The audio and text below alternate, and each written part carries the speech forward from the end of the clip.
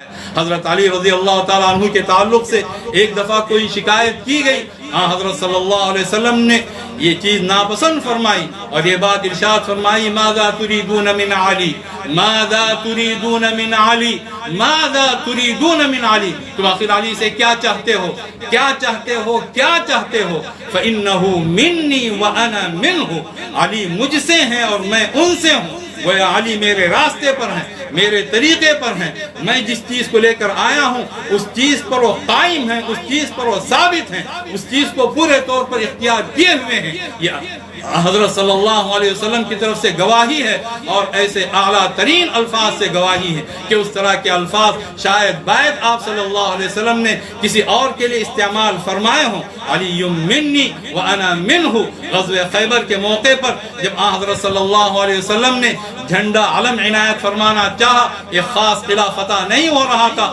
تو یہ بات ارشاد فرمائی، کل میں جھنڈا اس کے حوالے کروں گا جو اللہ سے محبت رکھتا ہے، اللہ کے رسول سے محبت رکھتا ہے، اور اللہ بھی اس سے محبت رکھتا ہے، اور اللہ کے رسول صلی اللہ علیہ وسلم بھی ان سے محبت رکھتے ہیں۔ دوسرے دن حضرت علی کو بلایا اور آپ کے ہاتھ میں وہ جھنڈا تھمایا۔ آپ حضرت علی رضی اللہ تعالیٰ عنہ اللہ کے محبوب، اللہ کے رسول صلی اللہ علیہ وسلم کے محبوب، اللہ کو چاہنے والے، اللہ کے رسول صلی اللہ علیہ وسلم کو چاہنے والے، اور آپ صلی اللہ علیہ وسلم پر ہر طرح سے وہ فدا تھے، ہر طرح سے وہ قربان تھے۔ حضرت صلی اللہ علیہ وسلم نے یہ بات بھی ارشاد فرمائی کہ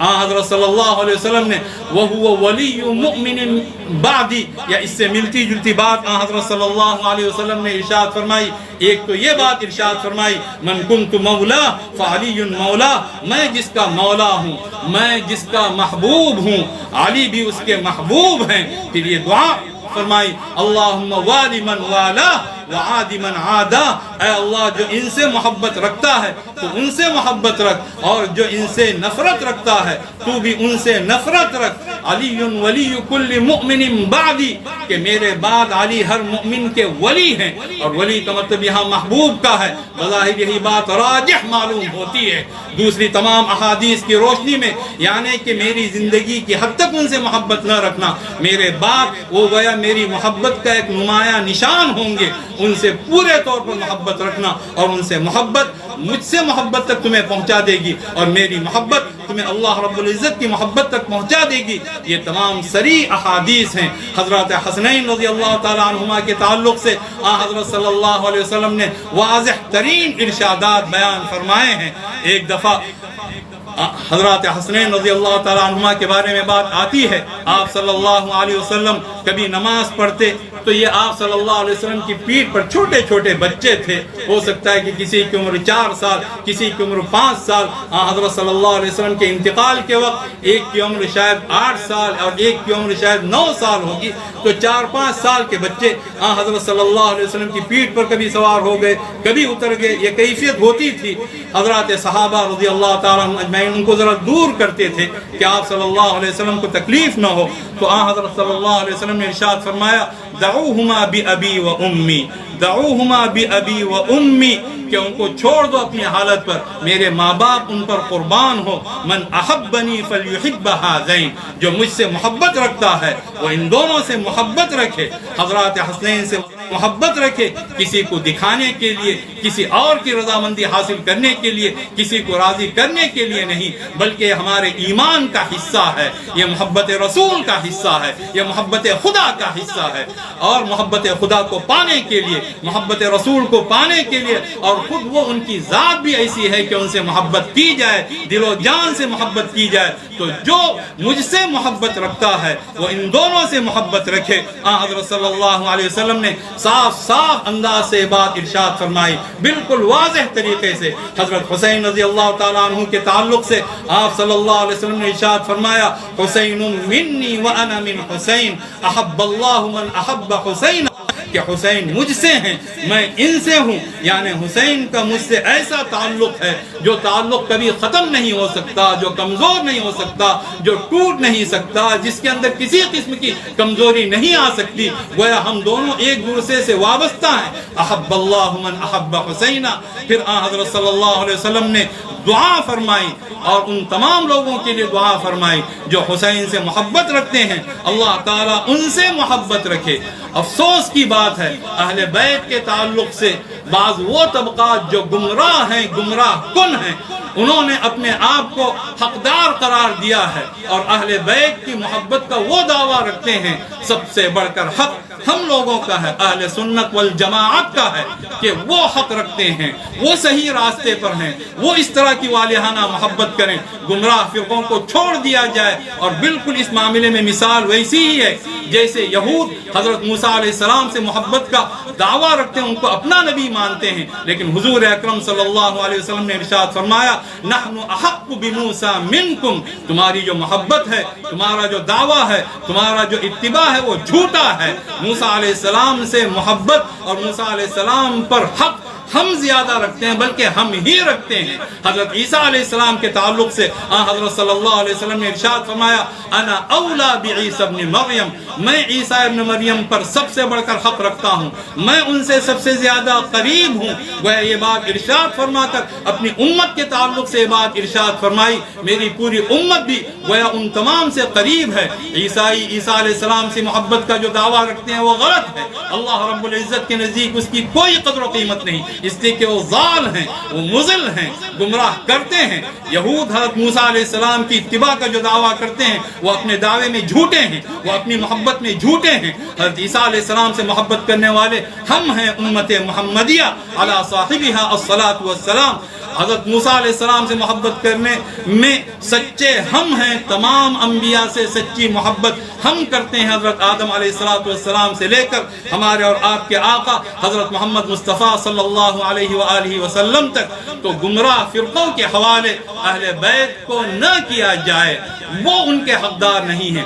ان کے سارے دعوے ان کے منہ پر مار دیے جائیں گے، اس لیے کہ انہوں نے خدا کے دین کو بگاڑا، اللہ کے رسول صلی اللہ علیہ وسلم کی شریعت کو انہوں نے پھاڑا اور حضرت صلی اللہ علیہ وسلم کی شریعت کے ٹکڑے ٹکڑے کر دیے۔ اللہ کے کلام سے نہ وہ استدلال کرتے ہیں، نہ اللہ کے کلام سے ان کو کوئی تعلق۔ ہمارا تعلق اللہ سے، اللہ کے کلام سے، اللہ کے رسول سے، اللہ کے رسول صلی اللہ علیہ وسلم کی سنت سے ہمارا حق ہے۔ نحن احق بآل بیت رسول اللہ صلی اللہ علیہ وآلہ وسلم، ہم سب سے بڑھ کر حق رکھتے ہیں اور ہمیں یہ کام کرنا چاہیے۔ حضرات حسنین سے محبت ہو، حضرت فاطمہ رضی اللہ تعالی عنہ سے محبت ہو، حضرت علی رضی اللہ تعالی عنہ سے محبت ہو، اور جتنے بھی اہل بیت ہیں ازواج مطہرات، یہ تمام کی تمام یہ ہمارے سر کا تاج، ہماری آنکھوں کا نور، ہمارے دل کا سرور، ہمارے لیے جزء ایمان، ہمارے لیے جان ایمان ہیں۔ حضرت صلی اللہ علیہ وسلم نے حضرت حسن رضی اللہ تعالی عنہ کے تعلق سے یہ بات ارشاد فرمائی کہ اللہم انی احبہ فاحبہ واحب من یحبہ، اے اللہ میں ان سے محبت رکھتا ہوں۔ حضرت حسن کی طرف اشارہ فرما کر، وہ شاید آپ صلی اللہ علیہ وسلم کی گود میں تھے، میں ان سے محبت رکھتا ہوں، تو بھی ان سے محبت رکھ، اور اے اللہ جو ان سے محبت رکھتا ہے تو ان سے محبت رکھ۔ اور یہ بات بھی من احبہما فقد احبنی ومن ابغضہما فقد ابغضنی، یہ بھی صحیح روایات سے ثابت ہے، جو حضرات حسنین سے محبت رکھتا ہے وہ مجھ سے محبت رکھتا ہے، اور جو ان سے نفرت رکھتا ہے وہ مجھ سے نفرت رکھتا ہے۔ الحسن والحسین سیدہ شباب اہل الجنہ، حضرت حسن ہو یا حضرت حسین ہو، یہ دونوں اہل جنت کے نوجوانان اہل جنت کے سردار ہیں۔ وہ ابوہما خیر منہما، اور ان دونوں کے والد حضرت علی رضی اللہ تعالیٰ عنہ ان دونوں سے بہتر ہیں، ان کا مقام اور بلند ہے۔ لیکن ان تمام کا مقام حضرت صلی اللہ علیہ وسلم کے ارشادات کی روشنی میں واضح طور پر معلوم ہوتا ہے، اللہ رب العزت کے نزدیک بہت ہی اونچا رکھا گیا ہے۔ ایک روایت میں یہاں تک کہا گیا، آپ صلی اللہ علیہ وسلم نے حضرت فاطمہ سے خطاب کرتے ہوئے کہ میں اور تم اور یہ جو سو رہے ہیں علی رضی اللہ تعالیٰ عنہ سے شاید سو رہے ہیں، وہ وہادر واقف اور حضرات حسنین قیامت کے دن ایک جگہ پر ہوں گے۔ ایک جگہ کا مطلب یہ نہیں کہ ان کا مقام نبوت کی طرح، نعوذ باللہ، ایسی بات ہرگز نہیں۔ نہیں، لیکن ان کو خاص قرب حاصل ہوگا، جس طرح ازواج مطہرات کو خاص قرب حاصل ہوگا، جس طرح آپ صلی اللہ علیہ وسلم سے سچی محبت کرنے والے کو المرء مع من احبہ فرما کر حضرت صلی اللہ علیہ وسلم نے قرب خاص کی بشارت دی ہے، جس طرح درود شریف کی کثرت کرنے والے پر حضرت صلی اللہ علیہ وسلم نے اسے یہ بشارت سنائی ہے کہ جو ان ادنا منی مجلسا یوم القیامہ یا ان اول الناس بی یوم القیامہ اکثرهم علی صلاۃ، کہ مجھ سے سب سے زیادہ قریب قیامت کے دن وہ ہوگا یا جس کی نشست میری نشست سے بہت قریب ہوگی، یہ وہ شخص ہوگا جو مجھ پر بہت زیادہ درود بھیجے گا۔ تو گویا قرب خاص کے تعلق سے ان سے وعدہ کیا گیا، ان کے لیے تطہیر کی بات کہی گئی، ان کے لیے جنت کی بشارت سنا دی گئی، نہ صرف بشارت سنائی گئی بلکہ یہ بات بھی بتائی گئی کہ وہ نوجوانان جنت کے سردار ہوں گے۔ بلا شبہ حدیث پاک میں یہ بات بھی آتی ہے، ابو بکر و عمر سیدہ کہول اہل الجنہ الا النبیین، کہ حضرت ابو بکر ہوں اور حضرت عمر یہ دونوں جنت میں جو بڑی عمر کے لوگ ہیں، یعنی کہ دنیا میں جن کا انتقال بڑی عمر میں پہنچ کر ہوا، ان تمام کے سردار ہوں گے، تمام کے تمام حضرات انبیاء علیہ السلام کے استثناء کے ساتھ تمام کے تعلق سے حضرت صلی اللہ علیہ وسلم نے جو جو بشارتیں ارشاد فرمائی ہیں، ان تمام بشارتوں کو سر آنکھوں پر رکھیے، ان کو اپنے دلوں میں بسائیے، ان کو اپنی نگاہوں میں رکھیے اور اس کے مطابق قسم کھائیے کہ ہم زندگی بسر کریں گے۔ حضرت صلی اللہ علیہ وسلم نے جو واضح راستہ چھوڑا ہے، وہ واضح راستہ یہ بھی ہے کہ آپ صلی اللہ علیہ وسلم کے اہل بیت سے سچی محبت کی جائے، اور انہوں نے جو کام کیے ہیں ان کاموں کی روشنی میں اپنے کاموں کو ترتیب دیا جائے اور ان سے سچی جذباتی والہانہ محبت کی جائے، اور یہ محبت انشاءاللہ اللہ کے رسول صلی اللہ علیہ وسلم کی سچی محبت تک ہم تمام کو پہنچا دے گی۔ پھر اللہ کے رسول صلی اللہ علیہ وسلم کی محبت اللہ رب العزت کی محبت تک پہنچا دے گی۔ بعض روایات میں یہ بھی آیا ہے، من سرہ ان ينظر الى رجل من اہل الجنہ فلینظر الى الحسین ابن علی، اور بعض روایات میں شاید یہ بھی کہ جو جنتی کسی فرد کو دیکھنا چاہے وہ حسین ابن علی کو دیکھے، یا بعض روایات میں یوں کہ جو جنت کے کسی سردار کو دیکھنا چاہے وہ حسین ابن علی کو دیکھے۔ اور حضرت حسن رضی اللہ تعالی عنہ کے تعلق سے حضرت صلی اللہ علیہ وسلم نے بات ارشاد فرمائی، ان ابنی ھذا سید، ان ابنی ھذا سید ولعل اللہ ان یصلح به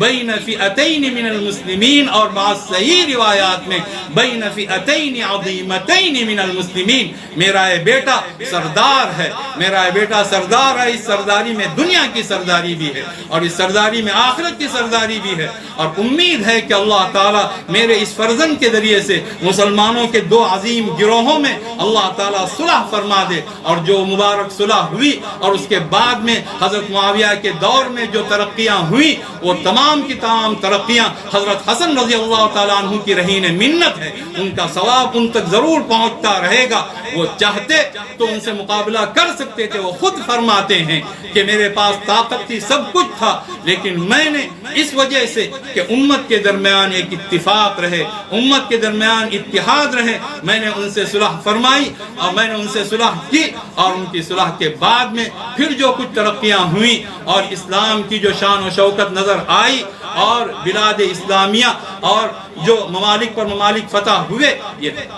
تمام کام راجع ہیں اسی سید کی طرف جس نے اللہ کی رضامندی کے لیے اور حضور اکرم صلی اللہ علیہ وسلم کے اسی ارشاد کے پیش نظر حضرت معاویہ رضی اللہ تعالی عنہ کے ساتھ صلح کی ہے۔ ان کے تعلق سے یہ بات حضرت صلی اللہ علیہ وسلم نے ارشاد فرمائی، من احبہما فقد احبنی ومن ابغضہما فقد ابغضنی۔ یہ تمام چیزیں ہیں۔ حضرت فاطمہ رضی اللہ تعالی عنہ کے تعلق سے یہ بات ارشاد فرمائی کہ فاطمہ سیدۃ نساء اہل الجنہ، اور ایک جگہ یہ بات ارشاد فرمائی، اما ترضین ان تکونی سیدۃ نساء المؤمنین یا سیدۃ نساء اہل الجنہ۔ مختلف روایات اور تمام روایات صحیح ہیں، اور اس میں یہ بات بظاہر یہ بات معلوم ہوتی ہے۔ بعض روایات میں حضرت مریم علیہ السلام کا استثناء ہے کہ جو حضرت فاطمہ رضی اللہ تعالی عنہ جنتیوں میں جتنی بھی خواتین ہوں گی ان تمام کی آقا ہوں گی، ان تمام کی سردار ہوں گی سوائے حضرت مریم کے۔ اس سے بات معلوم ہوتی ہے کہ جو خواتین حضرت صلی اللہ علیہ وسلم نے بیان فرمائی ہیں، جن کے فضائل حضرت صلی اللہ علیہ وسلم نے بیان فرمائے ہیں، 5 خواتین کو بالخصوص نام لے کر حضرت صلی اللہ علیہ وسلم نے ان کے فضائل اور ان کے تعلق سے اونچے کلمات ارشاد فرمائے ہیں۔ حضرت مریم علیہ السلام، حضرت خدیجہ رضی اللہ تعالی عنہ، حضرت فاطمہ رضی اللہ تعالی عنہ، حضرت عائشہ رضی اللہ تعالی عنہ اور حضرت آسیہ رضی اللہ تعالی عنہ فرعون کی بیوی، ان کے تعلق سے مختلف صحیح روایات میں بہت ہی اونچے کلمات ارشاد ہوئے ہیں، اور ان میں غور کرنے سے ذہن اس کی طرف جاتا ہے کہ شاید حضرت مریم کے بعد سب سے اونچا مقام اس امت کی خواتین میں، سابقہ امتوں کی خواتین میں اگر کسی کا ہے، وہ شاید حضرت فاطمہ رضی اللہ تعالی عنہا ہیں، بنت رسول اللہ صلی اللہ علیہ وآلہ وسلم۔ ایک جگہ آپ صلی اللہ علیہ وسلم نے ارشاد فرمایا فاطمہ بضعۃ منی، کہ فاطمہ میرا حصہ ہیں، میرے لیے جگر گوشہ ہیں اور میرے بدن کا گویا ایک حصہ ہیں وہ۔ من اغضبها فقد اغضبنی، اور ایک جگہ یہ کہ ارابنی من ارابها فقد ارابنی، اس سے ملتے جلتے الفاظ، جو ان کو ناراض کرے گا وہ مجھے ناراض کرے گا، جس نے ان کو کسی طرح کی اذیت پہنچانے کی کوشش کی، من آذاها فقد آذانی، اس سے ملتے جلتے الفاظ۔ اور صحیح احادیث میں الفاظ وارد ہوئے ہیں کہ جو ان کو تکلیف پہنچاتا ہے وہ حقیقت میں مجھے تکلیف پہنچاتا ہے۔ تو حضرات اہل بیت کے تعلق سے ہر امتی کا یہ فرض ہے، ہر امتی کا یہ فرض ہے کہ وہ ان کی محبت کو دل و جان میں بسائے رکھے، ان کے ساتھ اس کا معاملہ اکرام کا ہو، احترام کا ہو، سچائی کا ہو، سچی محبت کا ہو، والہانہ عقیدت کا ہو۔